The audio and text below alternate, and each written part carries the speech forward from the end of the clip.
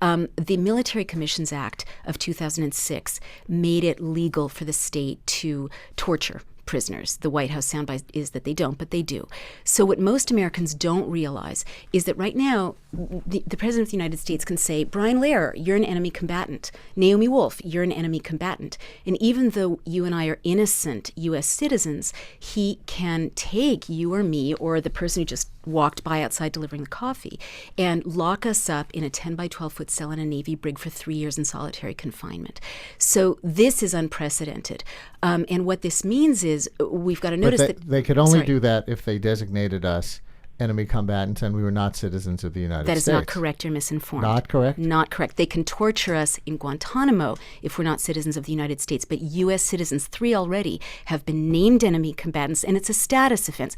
Bruce Fein, who worked for Reagan, he's a conservative, is horrified by this, as are many good people across the right and the left. So the Jose Padilla case, for example, right? Yeah, but he was a bad guy. The point is it's a status offense, and so the president can say anyone innocent, meaning, it's like Mother May I. If he says it, it's true, and they can't hold you there forever. They can't torture you, but psychiatrists know that prolonged solitary confinement makes mentally healthy people mentally ill. So my personal tipping point is when and in a closing society, what often happens is there will be a handful of arrests of highly visible people or prosecutions. Right now, some people who supported Democrats are in jail because of political prosecutions in Alabama.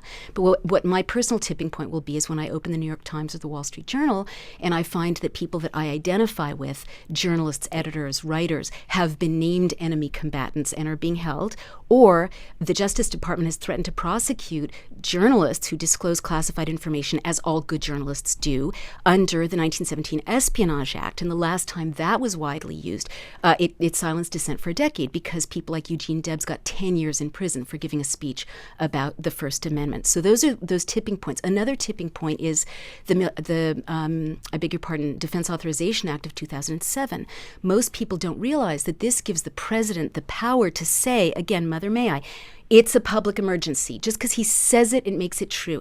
And that gives him the power to federalize the National Guard, send the National Guard of Alabama to crack down, create a state of emergency here in New York over the objections of the governors of both states, and tell Congress about it after the fact, or deploy Blackwater, who are not answerable to the people. So these are very scary signposts. Naomi Wolf is my guest on WNYC. Her new book is The End of America, Letter of Warning to a Young Patriot. And interesting that you use the word patriot. You're trying to take that back from the right?